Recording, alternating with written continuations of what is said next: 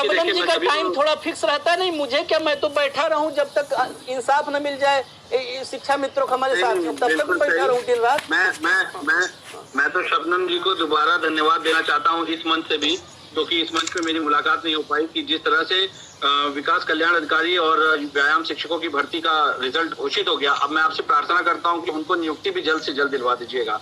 बड़ी विडम्बना है, इतिहास में पहली बार देखा गया कि जिस दिन योगी जी का जन्मदिन था उसी दिन विवेक भाई आप फिर जब आप बोलते हैं तुरंत महंत जी आ जाते हैं। महंत जी महंत जी से पहले ज्यादा जरूरी है मैं आज बात मेरी। महंत जी मैं कह रहा हूँ राम राज्य में कुछ भी करना पड़े, हनुमान जी के पुजारी मेरे बजरंग बली के पुजारी ने जो बीड़ा उठाया है वो पूरा करवाना ही है। जी वो पूरा होगा, हनुमान जी की इच्छा भी है। और लगातार माननीय मुख्यमंत्री जी, माननीय प्रदेश अध्यक्ष जी, माननीय संगठन मंत्री जी, हमारी बहन बीजेपी की प्रवक्ता भी बैठी हुई हैं।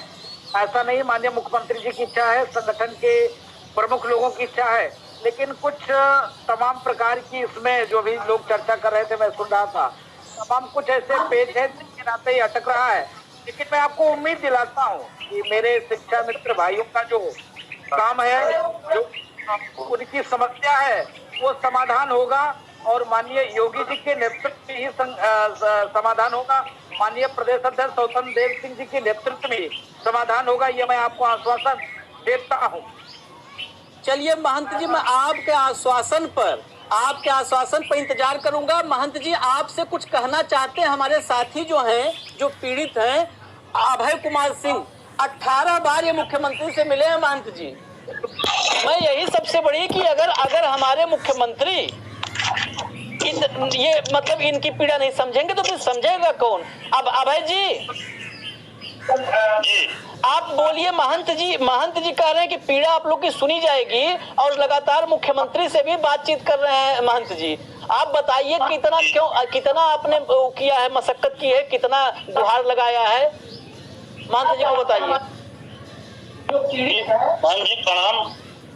18 बार मुख्यमंत्री मिले महंत जी।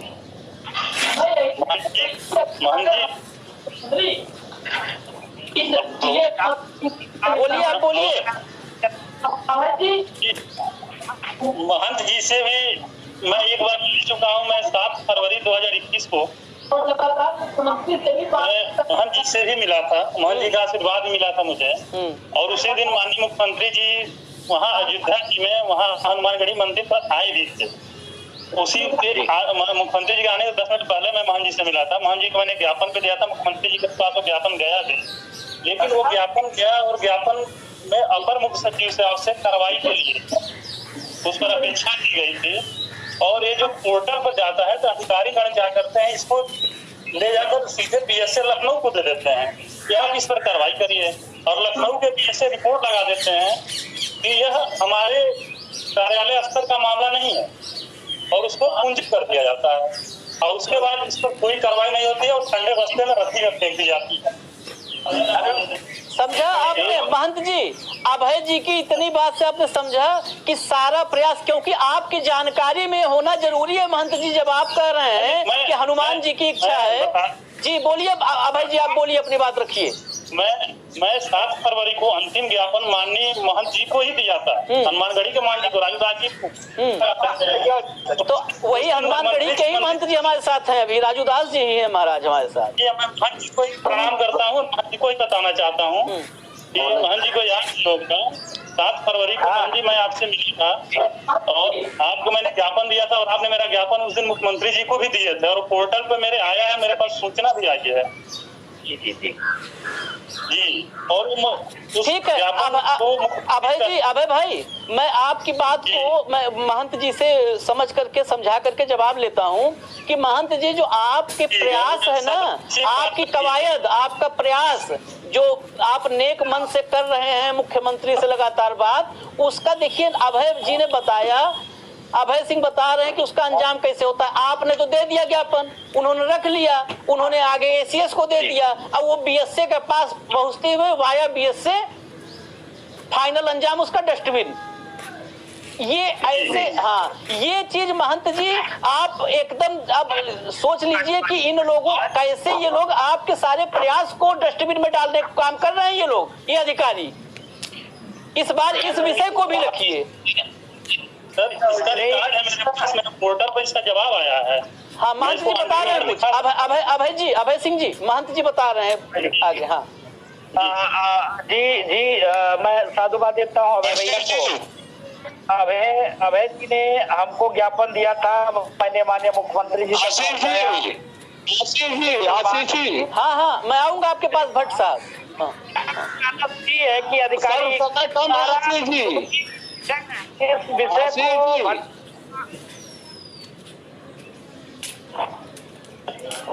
बोलिए भट्ट साहब। महंत जी एक और साथी हैं, भट्ट जी हैं, ये भट्ट जी कुछ कहना चाहते हैं आपसे। हाँ भट्ट साहब बोलिए संतोष भट्ट बोलिए।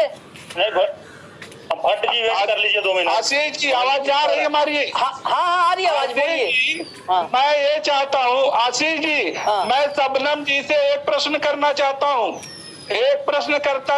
हूँ, उन्होंने कहा है जिस सरकार ने शिक्षा मित्र की नियुक्ति की, उनकी जानकारी के लिए बता दूं मैं, माननीय कल्याण सिंह ने शिक्षा मित्रों की नियुक्ति की थी, माननीय कल्याण सिंह ने शिक्षा मित्रों की नियुक्ति की थी।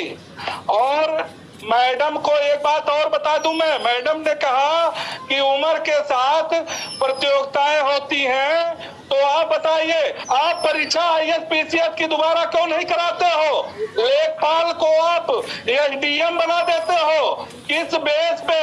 और आपने मुझे 25 अंक का भारांक नहीं दिया, 25 अंक का भारांक आपने नहीं दिया, लेकिन हमको गांव जवार में ये हल्ला करा के ये बहुत अयोग्य है, हमने परीक्षा दी, आपने नौकरी भी नहीं दिया, बेइज्जत भी कराया। जिनको 25% का हम वेटेज दे रहे हैं, वेटेज आपने दिया कहाँ हमको? अगर सुप्रीम कोर्ट ने हमको 25% का वेटेज दिया था तो 25% का वेटेज मिला कहाँ? माननीय बेसिक शिक्षा मंत्री हमारे ही गृह जनपद से थे, हमने कई बार उनसे निवेदन किया कि कुछ ना हो तो मानदेय ही बढ़ा दिया जाए, कुछ ना हो ये। और सरकार ने हमको घोषणा पत्र में रखा था कि हम 3 महीने में इनका कल्याण करेंगे। माननीय योगी जी हमारे मंच पे आते थे कि अध्यादेश बनाया जाएगा, शिक्षा मित्र को परमानेंट किया जाएगा, हम आपकी मदद करें। राज्य सरकार चाहे और आप मुख्यमंत्री बने तो आप मदद नहीं कर रहे हैं। प्रधानमंत्री मैं पूरी बात आपके पहुंचा दे रहा हूँ। शिक्षा मित्र के लिए राज्य सरकार से बात करेंगे, जब विपक्ष की सरकार हो तो आप बात करेंगे, और जब आपकी सरकार हो तो आप अपने एजेंडे को भूल जाएंगे।